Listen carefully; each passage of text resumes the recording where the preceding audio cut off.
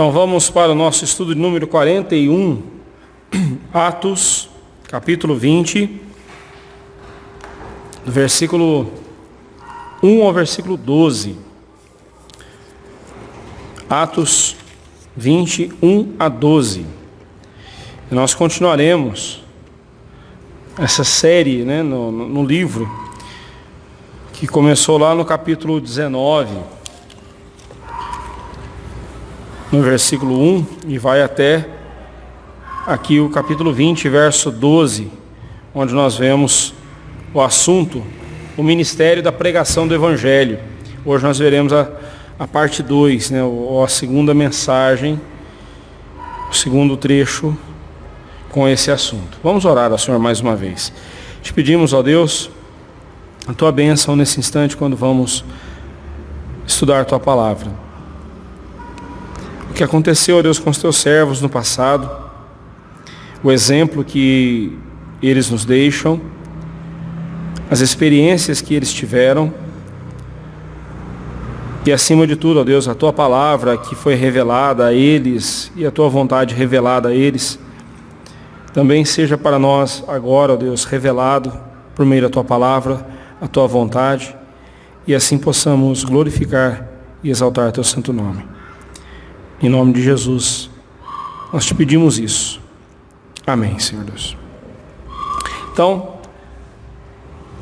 no presente texto, nós temos aí a continuação da obra missionária de Paulo e seus auxiliares na região da Macedônia. É uma região bem ampla ali. Foi uma região onde o Evangelho floresceu, mas também onde ele enfrentou duras lutas, duras dificuldades, ali na Macedônia. Aqui nós reforçamos, no estudo de hoje, nós reforçamos a urgente responsabilidade da pregação do Evangelho. Pregar o Evangelho é não só um dever nosso, como também algo urgente a ser feito.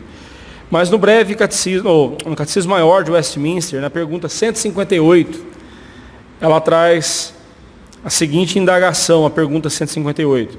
Por quem deve ser pregada a palavra de Deus? E a resposta: a palavra de Deus deve ser pregada somente pelos que forem suficientemente dotados e devidamente aprovados e chamados para tal ofício. Então aqui o Catecismo Maior está restringindo a pregação do Evangelho somente àqueles que foram ordenados para o ministério da pregação da palavra, presbíteros, docentes. E aí? Obviamente a questão aqui, na 158 do Catecismo, ela não restringe-se à pregação, ela restringe-se à pregação e ao ensino na igreja. Aliás, essa pergunta tem dado certo trabalho no nosso Supremo Concílio, embora não devia, está tão claro aqui, mas no Supremo Concílio tem havido discussão sobre isso, principalmente sobre a questão de ordenação feminina. Essa pergunta, ela acaba por ser um empecilho à ordenação feminina na igreja presbiteriana.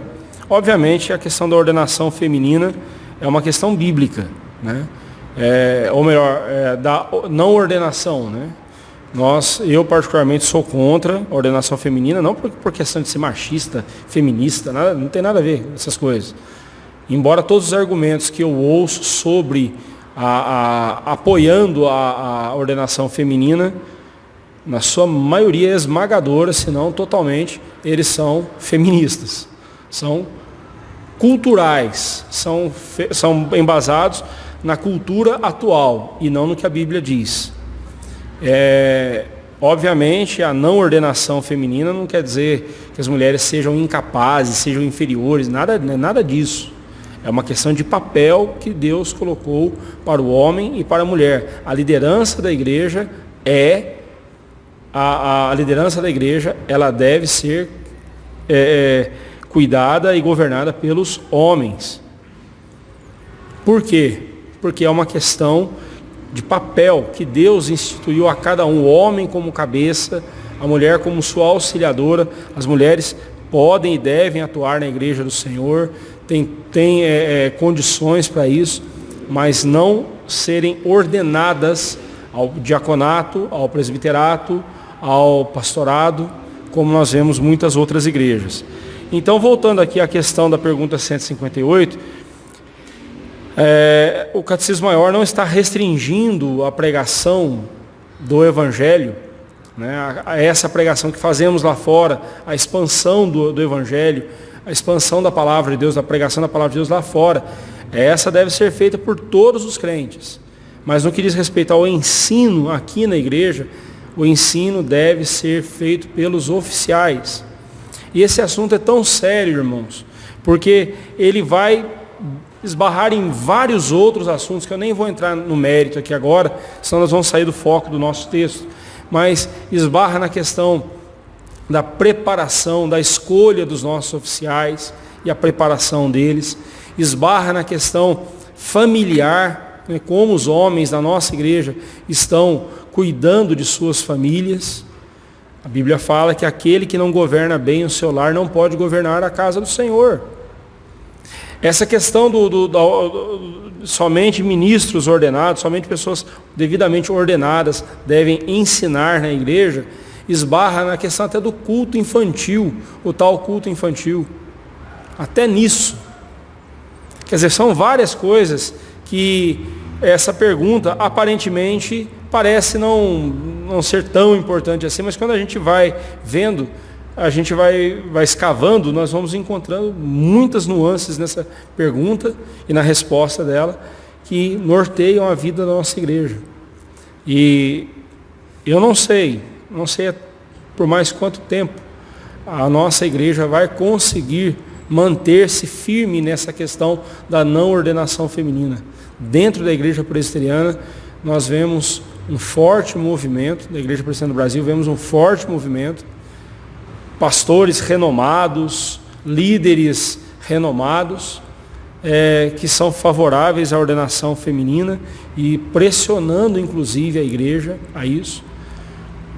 Eu fico triste, porque por amor às nossas irmãs, por amor às nossas irmãs também, eu sou contra a ordenação feminina, né? Porque isso é um sobrepeso, uma sobrecarga absurda sobre os ombros das nossas irmãs, além de, antes de tudo, ser uma inversão dos papéis que Deus estabeleceu, né? Bem, mas isso é assunto para outra ocasião. Quero só chamar a sua atenção que a pergunta 158 do Catecismo Maior não está dizendo que você não pode pregar o Evangelho porque você não é pastor. Não. A pergunta aqui está dizendo o seguinte: o objetivo da pergunta é mostrar que o ensino na igreja deve ser feito por alguém que foi devidamente preparado e ordenado para isso, né? Pastores, presbíteros, diáconos, os oficiais da igreja, eles devem ocupar essa função. Ok? Bem, mas quando diz respeito à disseminação do Evangelho, à propagação do Evangelho de Cristo, então isso aí é tarefa de todos nós, né? Ainda que a pregação do Evangelho se dê de forma específica por meio do ensino, ela deve ser realizada de forma mais abrangente no nosso dia a dia, quando separamos um tempo ou aproveitamos uma oportunidade para ministrar a palavra de Deus ao coração de um pecador. Então é dever de todos nós, né? Continuando então o assunto da sessão anterior do livro, o ministério da pregação do Evangelho. Então eu quero aqui destacar duas atitudes de Paulo neste texto que nós vamos ler, as quais também nós devemos levar em consideração e tê-las também quando estivermos executando a tarefa da pregação do Evangelho. Então, para executarmos a pregação do Evangelho que Deus nos confiou, precisamos, em primeiro lugar, planejar para que imprevistos não nos atrapalhem. Versículos 1 ao versículo 6. Diz assim a palavra de Deus: cessado o tumulto, Paulo mandou chamar os discípulos e, tendo-os confortado, despediu-se e partiu para a Macedônia. Havendo atravessado aquelas terras, fortalecendo os discípulos com muitas exortações, dirigiu-se para a Grécia, onde se demorou 3 meses. Tendo havido uma conspiração por parte dos judeus contra ele, quando estava para embarcar rumo à Síria, determinou voltar pela Macedônia. Acompanharam-no até a Ásia, Sópatro de Bereia, filho de Pirro, Aristarco e Secundo de Tessalônica, Gaio de Derbe e Timóteo, bem como Tíquico e Trófimo da Ásia. Estes nos precederam, esperando-nos em Troade. Depois dos dias dos pães asmos, navegamos de Filipos, e em 5 dias fomos ter com eles naquele porto onde passamos uma semana. Então nós vemos aqui a pessoa de Lucas, bem discreto, né? Ele coloca aqui na terceira pessoa do plural, né? Ou na primeira pessoa do plural. Onde nos precederam, esperando-nos, navegamos. Então você vê aqui Lucas aparecendo discretamente no texto, né? Ele sempre ao lado de Timóteo. Bem, como vimos em Atos 19, 21 a 41, o ministério de Paulo em Éfeso foi muito frutífero, mas também ali ele enfrentou muita oposição, né? Começando por Demétrio, o líder dos ourives daquela cidade, que viu a sua profissão ser ameaçada. Então, por isso, cessado o tumulto, né? Houve um tumulto na cidade de Éfeso, queriam matar dois companheiros de Paulo, e a situação ficou bem renhida ali na cidade de Éfeso, né? Mas tendo cessado então o tumulto, diz o versículo 1, Paulo mandou chamar os discípulos e, tendo-os confortado, despediu-se e partiu para a Macedônia. Então ele chama os seus amigos ali e se despede dele. Matthew Henry, ele, comentando esse versículo, ele faz a seguinte observação importante, né? Amigos amorosos não sabem que se amam até que chegue a hora da despedida, quando então se mostrará como estava próximo o coração de um do outro. O coração um do outro, né? Ele foi para a Macedônia, diz verso 2, chegando até a cidade de Corinto, na companhia de 7 irmãos, né? Nós temos a lista aí dos 7 que acompanharam Paulo. Nas igrejas por onde ele passava, ele fortalecia os discípulos com muitas exortações. Então, percorrendo, interessante que Paulo, ele não fazia obra quando ele chegava num lugar. No percurso dele indo até aquele lugar, ele ia fazendo a obra do Senhor. A tradução de Mateus 28, ide por todo mundo e pregai o evangelho a toda criatura, é uma tradução equivocada. Infelizmente o verbo ir ali está uma tradução errada, não é ide. Ali o certo mesmo seria e indo por todo mundo, pregai o evangelho a toda criatura. Também não é uma coisa tão errada assim a tradução ali, mas quando você pensa e ide, então você pensa assim, quando eu chegar lá eu vou fazer. Mas quando a gente diz e indo, pregar o evangelho a toda criatura, muda completamente, né? Porque a obra do Senhor é feita aqui, ali, lá, em todo lugar nós devemos pregar o evangelho. Onde Deus nos der uma chance, uma oportunidade, devemos pregar o evangelho. E isso faz sentido quando nós vemos aqui na vida de Paulo essa preocupação. E por onde ele passava, ele exortava muito os irmãos, né, com muitas exortações. Você lembra aí na carta aos Hebreus a diferença entre admoestação e exortação. Tanto admoestar quanto exortar, você precisa se colocar ao lado da pessoa. Mas a admoestação é aquele beliscão na costela, é aquele puxão de orelha. A exortação não, é aquele passar de mãos no ombro da pessoa e servir de apoio e de consolo. Paulo, por onde ele passava, ele consolava aqueles irmãos, ele instruía aqueles irmãos a permanecerem no caminho, a permanecerem na presença do Senhor Jesus. Mas os judeus, e ali ele ficou por 3 meses, diz o versículo 3, ficou por 3 meses, ali na Grécia, né? Ele se dirigiu para a Grécia e ali ficou 3 meses, ali dedicando-se à pregação da palavra de Deus. E aí nós vemos no versículo 4 a lista dos homens que acompanharam Paulo, 7 irmãos. Mas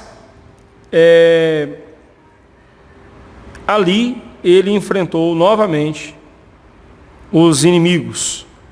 Ali novamente ele teve, por parte dos judeus contra ele, uma conspiração. Os judeus em Corinto não estavam nem um pouco felizes com os últimos acontecimentos. Corinto, ali na região de Éfeso, perto ali de Éfeso. Eles não tinham se esquecido de Paulo, que por meio de sua pregação convertera 2 dos seus líderes, 2 dos judeus mais notados ali, Crispo e Sóstenes. E plantaram uma igreja ao lado da sinagoga. Nós vimos isso lá no capítulo 18, verso 8 e 17. E também 1 Coríntios 1, versículo 14, né? Tem uma vírgula, é 1, versículo 14, né? 1 e 14, é 1, versículo 14.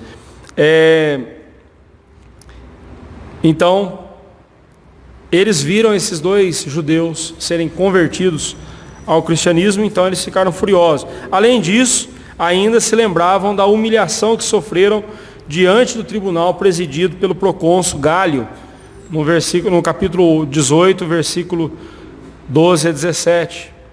Diante de tudo isso, eles tramaram para fazer mal a Paulo. Foi então que Paulo decidiu voltar a pé pela Macedônia, em vez de ir de navio de Corinto à Síria. Era muito mais fácil ele pegar um navio em Corinto e descer para a Síria, norte ali da Palestina. Mas não, ele resolveu ir a pé para fugir, para escapar dos que ameaçavam a sua vida.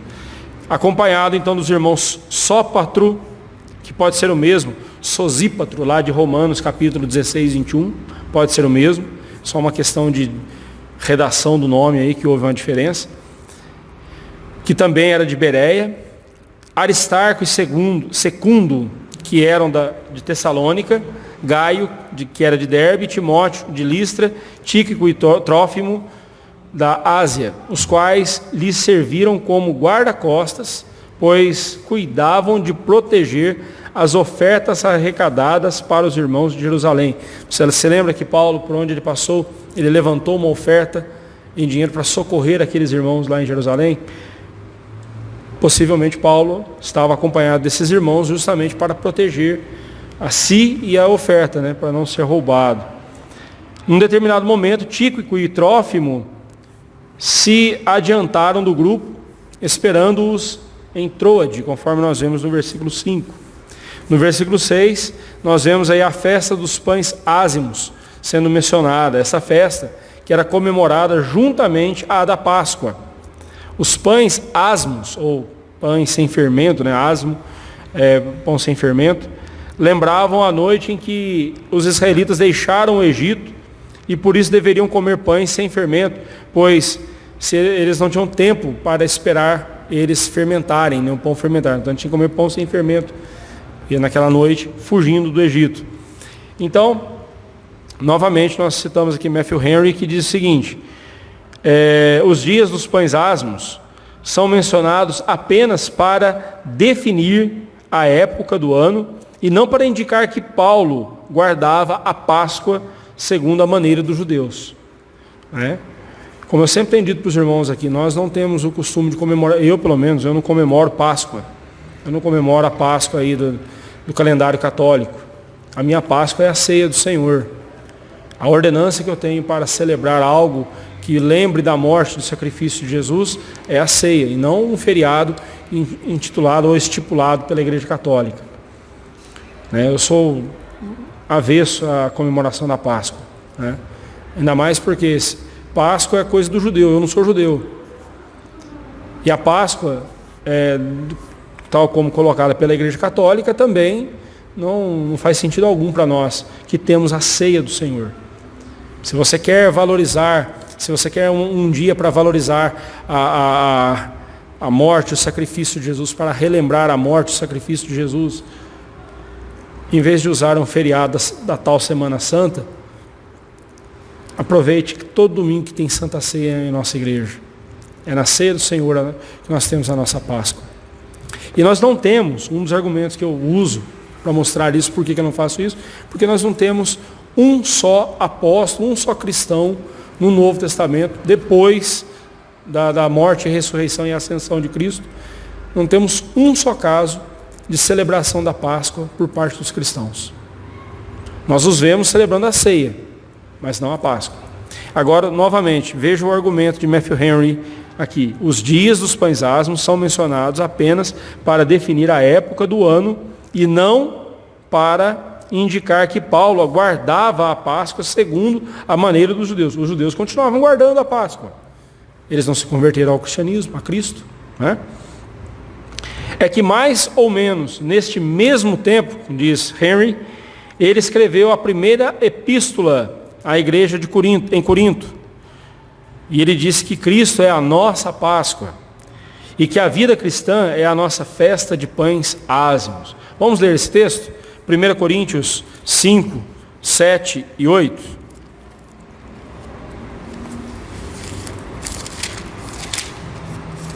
1 Coríntios 5, 7 e 8. Quem achou pode ler para nós bem alto, bem forte. Sai fora o verbo fermento, para que sejais nova massa, um só de fato e sem fermento. Pois também Cristo, o nosso cordeiro pascal, foi imolado. Por isso, celebremos a festa não com o belo fermento, nem com o fermento da maldade e da malícia, e sim com os átomos da sinceridade e da verdade. Aí. Paulo está tirando a Páscoa totalmente do contexto da sua época, daquele contexto do Antigo Testamento, e mostrando para nós que hoje a Páscoa ela é celebrada na ceia do Senhor e por meio de uma vida piedosa na presença de Cristo. Ah, pastor, mas então eu não posso comemorar a Páscoa? Nós falamos assim, também não posso comemorar o Natal. Irmãos, vamos ser sinceros. A única ordenança que nós temos, as únicas ordenanças que nós temos da parte de Cristo é a ceia e o batismo. E a ceia do Senhor, se nós a celebrarmos de forma correta, nós tanto celebramos a vinda de Cristo a esse mundo, como também a volta dele para buscar a sua igreja. Celebraremos tanto a sua morte e ressurreição, como a nossa ressurreição, que ele promoverá no dia da sua vinda, da sua volta, para nos buscar.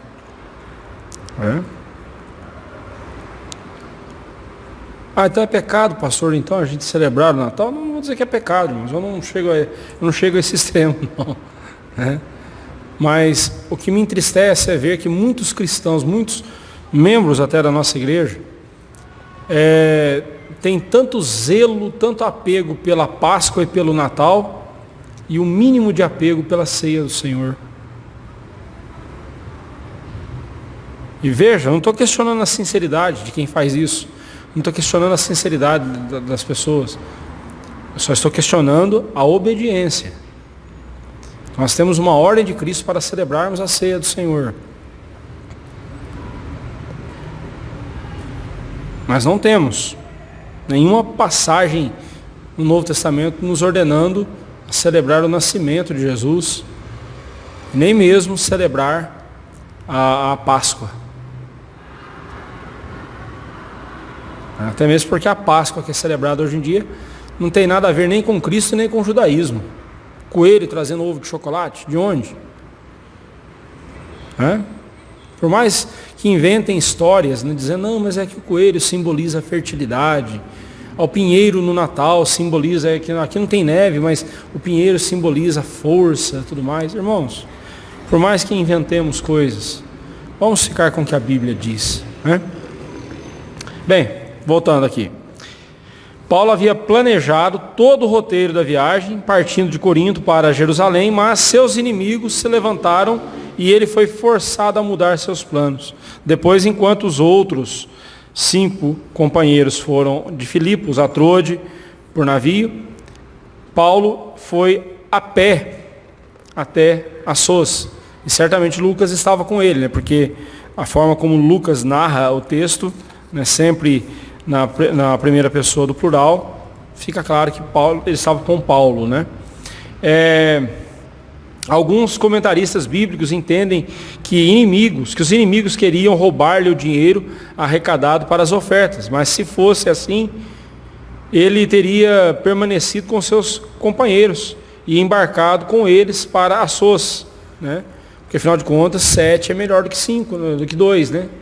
Então, ele estaria melhor acompanhado. O fato de ele ter se separado deles em vez de ir pelo mar, com eles, e ter ido a pé para Assos, nos mostra que eles estavam, nos mostram que ele estava, né? Não é eles não, que eles, eles, né? O verbo que está errado, que eles estavam despistando os judeus que na verdade queriam matá-lo, né? Queriam matar Paulo, mas eles estavam tentando despistar os judeus, né? Eu creio que não foi pela questão das ofertas, mas sim foi pela questão mesmo da preservação da vida de Paulo. Embora Paulo sempre tivesse encontrado inimigos por onde passou e soubesse ser muito provável encontrá-los, nem sempre ele os enfrentou. Às vezes, como neste caso, ele optou por não enfrentamento. Isso não é covardia, mas sim sabedoria e prudência, né? Às vezes é melhor você não enfrentar um inimigo e se desviar dele, do que você enfrentá-lo, né? E foi o que Paulo fez. Às vezes traçaremos planos, os quais serão aparentemente frustrados por algum imprevisto. Contudo, precisamos estar atentos e planejarmos nossas ações para... ficou errado aqui o slide. Planejar nossas ações para que nem mesmo imprevistos nos atrapalhem. Um coração bem preparado e que com prudência sabe planejar suas ações, saberá como lidar com os imprevistos e não ser atrapalhado por eles. Para executarmos bem a tarefa da pregação do Evangelho que Deus nos confiou, precisamos ser prudentes e cautelosos, sabendo sabendo quando e como enfrentar um inimigo ou nos desviarmos dele para não perdermos tempo precioso. Então, a segunda atitude de Paulo aqui nesse texto, que Deus nos aponta com relação à pregação do Evangelho, então nós precisamos ter a palavra de Deus como mais importante do que tudo. Nós temos em nossas mãos o grande tesouro e nada deve ser mais importante para nós do que a palavra de Deus. Nada deve ser mais importante para a igreja de Cristo do que meditar e estudar a palavra de Deus. Nada deve ser mais importante para nós do que anunciar a palavra de Deus. Diz assim o versículo 7 a 12. No primeiro dia da semana, estando nós reunidos com o fim de partir o pão, Paulo, que devia seguir viagem no dia imediato, exortava-os e prolongou o discurso até meia-noite. Havia muitas lâmpadas no cenáculo onde estávamos reunidos.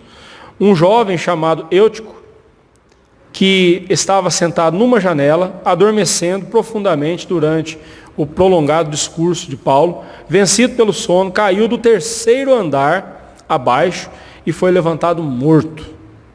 Descendo, porém, Paulo inclinou-se sobre ele e, abraçando-o, disse: não vos perturbeis, que a vida está nele.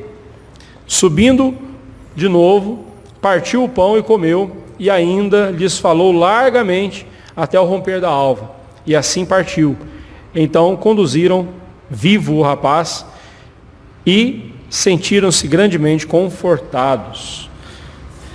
Que cena, né? Imagine só, né? Depois da festa dos pães asmos, Paulo e os 5 que ficaram com ele, navegaram de Filipos para Troade, onde reuniram-se novamente a Tíquico e Trófimo.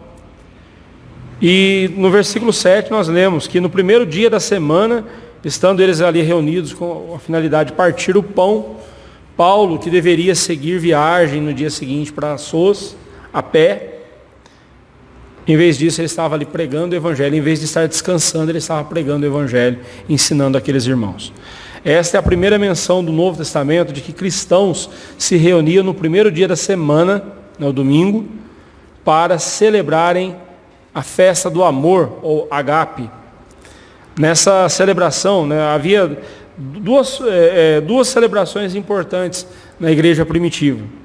A festa do agape, né, a festa do amor, e a ceia do Senhor. Ambas eram celebradas na mesma ocasião. O que era a festa do agape?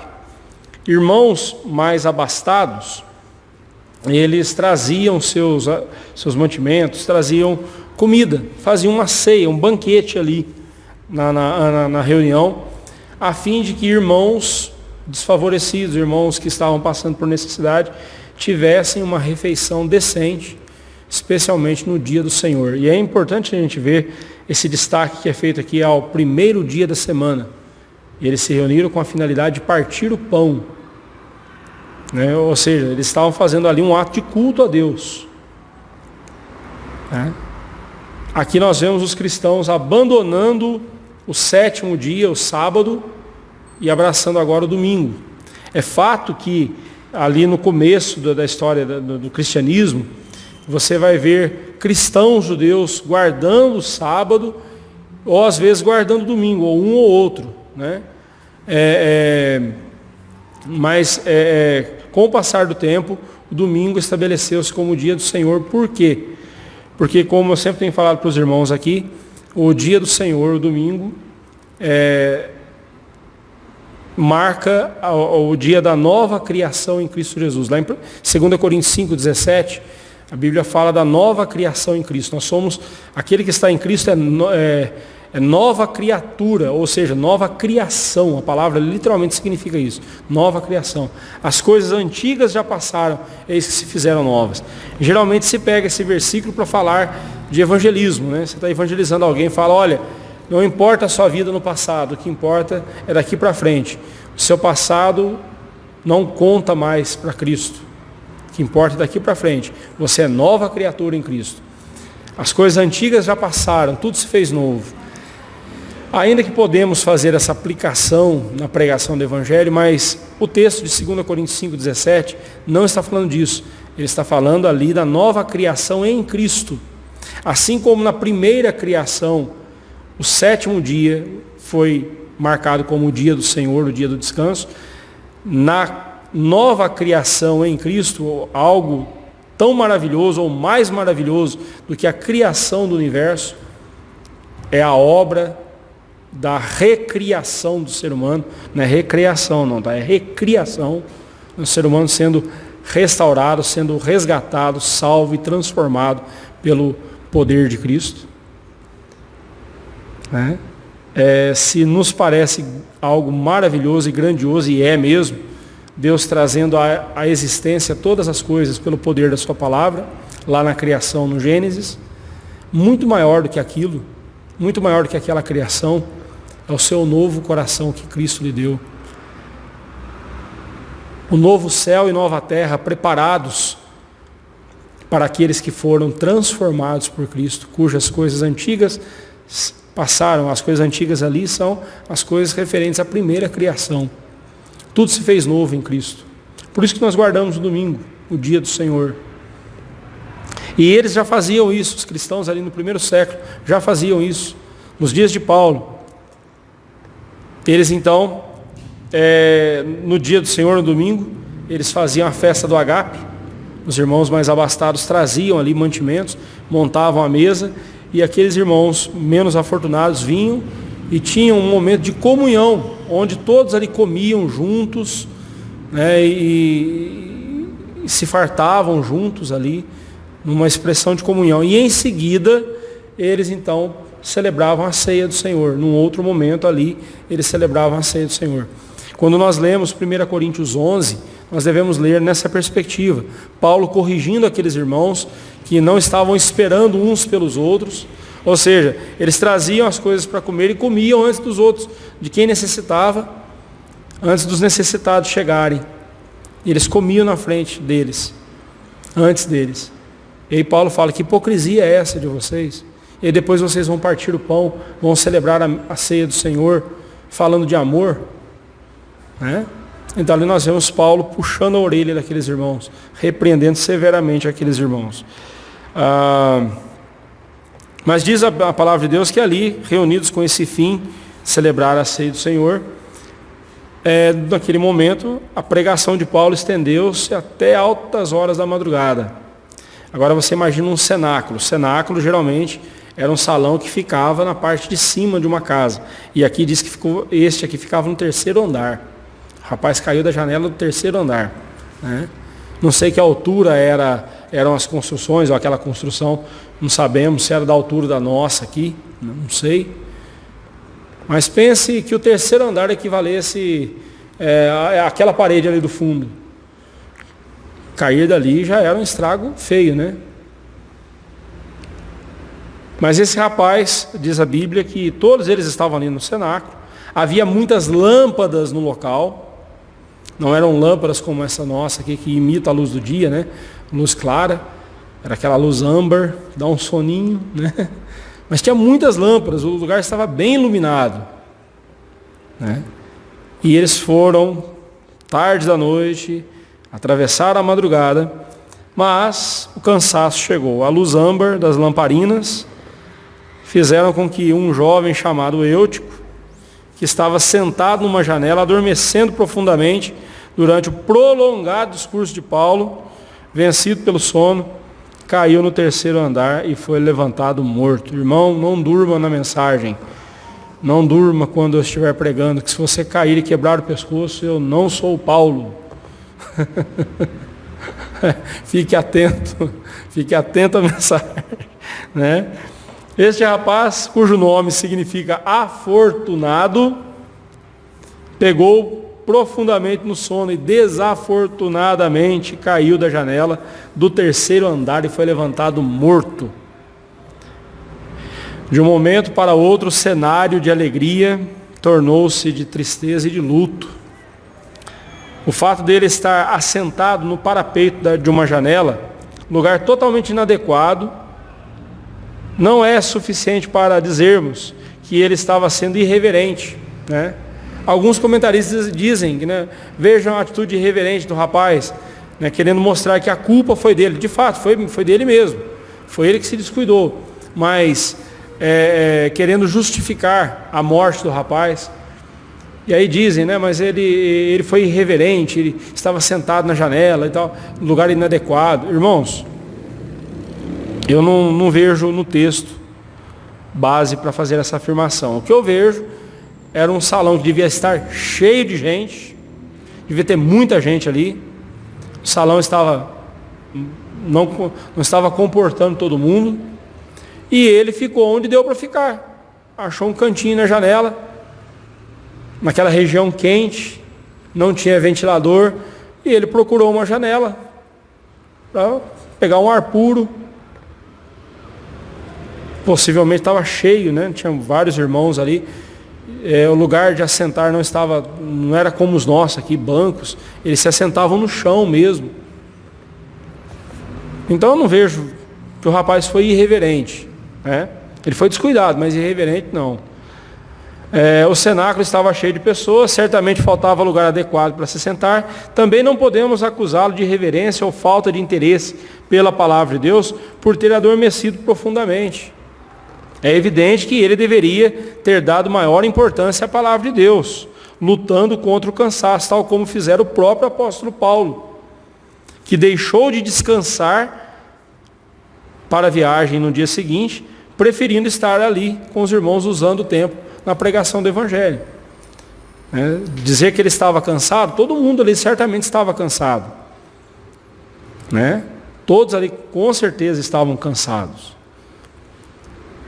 Então, ficar querendo achar justificativas para o erro do rapaz também não vem ao caso aqui. O que nós devemos lembrar é disso, sempre disso.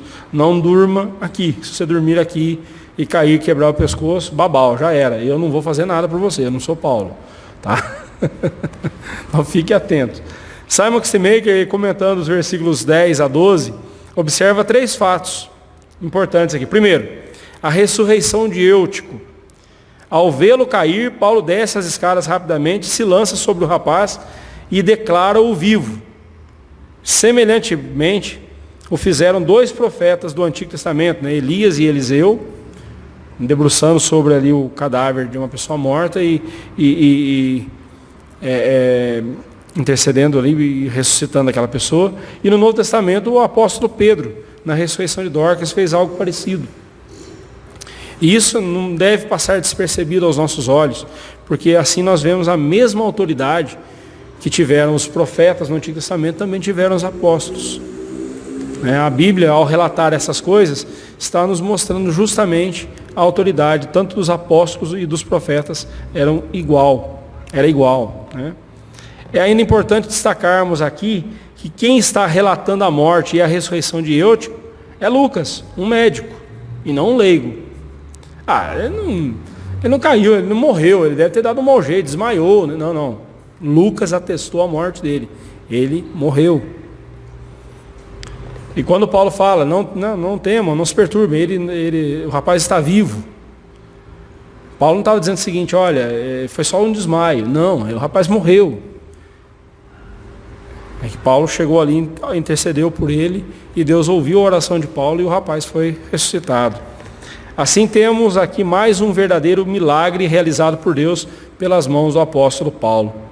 Outro fato que nós devemos destacar aí, que Simon Kistemaker destaca, é a alegria por causa do milagre. No versículo 12 está registrada a alegria daqueles irmãos que receberam vivo aquele que foi declarado por morto.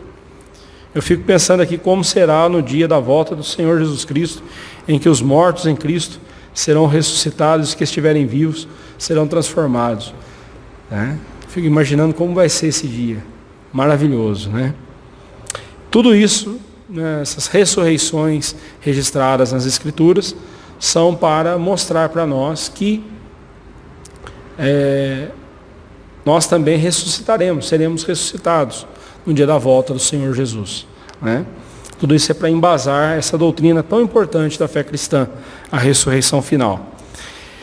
E por fim, a comunhão dos irmãos, né? Por 2 vezes neste trecho do livro, Lucas menciona o partir do pão, isto é, a ceia do Senhor, né? Tanto no versículo 7 quanto no versículo 11. Obviamente, ele fizera isso uma vez só, né? Eles celebraram a ceia do Senhor uma vez só. Ele havia se reunido com eles com a finalidade de partir o pão e o fez. A verdadeira comunhão dos crentes não acontecia na festa do amor, lá quando eles traziam mantimento e repartiam com as pessoas, mas sim na ceia do Senhor. Isso não deve passar despercebido aos nossos olhos também, porque hoje em dia a igreja, por estar faltando na sua consistência na pregação do Evangelho, por estar faltando com o verdadeiro Evangelho, por não pregar o verdadeiro Evangelho, as igrejas hoje estão buscando relevância. E geralmente se busca essa relevância na ação social.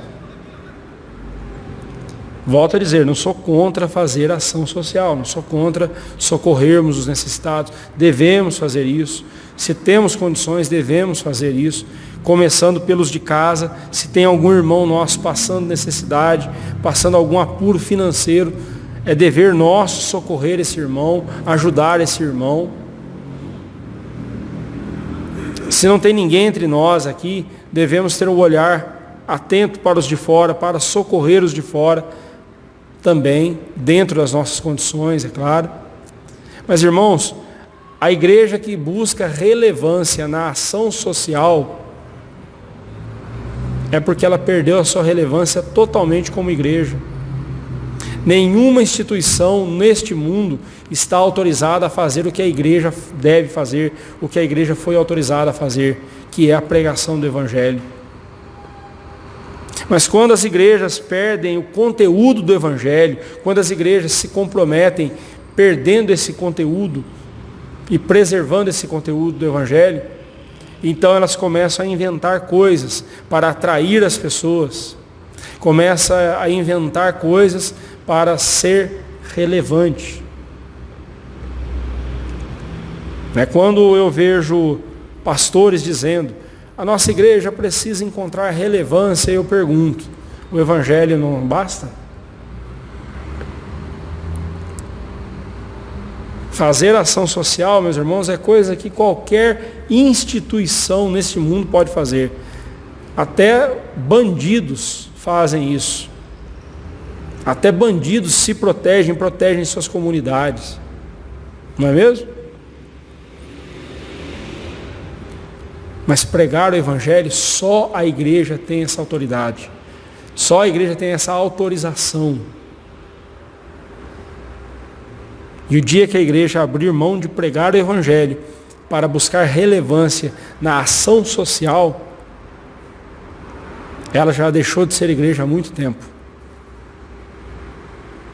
Não sou contra, volto a dizer, não sou contra socorrermos. Devemos socorrer quem é necessitado. Mas, se nós não levarmos o Evangelho, não tem sentido algum. Perdemos o nosso rumo. O que realmente une os crentes é o sacrifício de Cristo celebrado na ceia e a proclamação da palavra de Deus que transforma o nosso coração.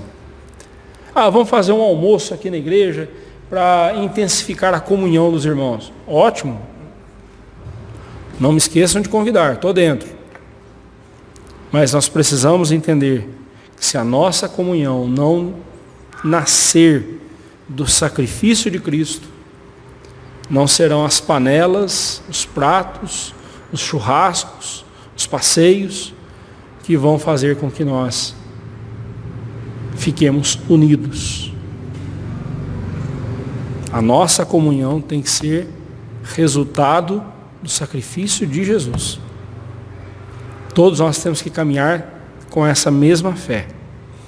Novamente vemos que nem mesmo uma tragédia dessas tirou a importância da pregação do Evangelho, pois assim que receberam Eutico vivo, celebraram a ceia do Senhor e ouviram Paulo lhes falar largamente até o romper da alva. Também depois de uma dessa, acho que ninguém queria mais dormir, né? Acho que depois de ver uma cena dessa aí, acho que lá ninguém mais dormiu, ficou atento, né? Mas todos prestaram atenção e Paulo foi até ao romper da manhã, romper da alva, pregando para eles. É muito comum ouvirmos as pessoas culparem os pregadores pela apatia da igreja, que a igreja muitas vezes demonstra. E é provável que eles tenham grande parcela de culpa mesmo, né? Não pulo fora, não. Muitas vezes nós, pregadores, nós precisamos adotar outras técnicas para que, ao comunicar a palavra de Deus, a gente seja mais eficaz, né? Não tira a minha responsabilidade disso, não. Mas quando eu leio essa passagem, eu fico pensando que nem mesmo diante do grande apóstolo Paulo, um dos maiores pregadores do Evangelho de todos os tempos, Eutico resistiu ao sono mortal. E isso me mostra que a responsabilidade é pessoal. Então, se Eutico dormiu na pregação de Paulo, né, cuidado, dormir na pregação do Olivar é mais fácil ainda, né? Mas a responsabilidade é pessoal. Há em sua vida esta importância pela palavra de Deus? É visto em você este zelo pela palavra a ponto de tudo mais tornar-se secundário para você quando está diante da palavra de Deus? Ou em você é visto o mesmo cansaço de Eutico, a mesma apatia, o mesmo sono letárgico e mortal? Lembre-se que é sua responsabilidade pessoal o que você faz com a palavra de Deus que lhe é ensinada. É minha responsabilidade ensinar o correto. O que você vai fazer com isso é responsabilidade sua. Se o seu coração está neste sono profundo de Eutico, você corre sério risco, sério perigo. A responsabilidade por ser fiel ao que a Bíblia diz é do pregador. Mas a responsabilidade pela atenção ao que a Bíblia diz é de quem ouve. Por isso que um dos meios de graça que nós temos é a pregação da palavra, a exposição e a recepção da palavra de Deus. Lá no Catecismo Maior nós vemos isso. Esses meios de graça que Deus nos deu, na Confissão de Fé diz isso. São, né, entre outros ali são a pregação, a exposição e a recepção da palavra de Deus. Exposição é a parte do pregador, recepção é a sua parte. Como você tem recebido a palavra de Deus? O que Deus quer que nós façamos, né? Que sejamos sábios em evitar o conflito, mas se este for inevitável, que façamos tudo para glorificarmos a Deus com um coração obediente e confiante em sua graça. Que nada seja mais importante para nós do que pregarmos e ouvirmos a palavra de Deus. Nada deveria ser mais importante para nós do que pregarmos a palavra de Deus. Nada deveria ser mais necessário para nós do que ouvirmos os ensinamentos da palavra de Deus. Concluindo, sejamos precavidos e planejemos bem nossa atuação na pregação do Evangelho. Mas diante de um imprevisto, fiquemos atentos para os rumos que Deus dará para nós. Contudo, que nenhum imprevisto roube de nosso coração a importância primordial de Deus, que a palavra de Deus deve ter em todas as nossas atividades. Adquira o hábito de fazer um bom planejamento do seu dia. E no seu planejamento, sempre lembre de deixar pelo menos 2 horas vagas do seu dia para os imprevistos. Se acontecer algum imprevisto, você já tem 2 horas para usá-las. Se não acontecer imprevisto nenhum, você já pode adiantar alguma coisa do dia seguinte, alguma tarefa do dia seguinte. Você já pode ir adiantando hoje, nessas 2 horas.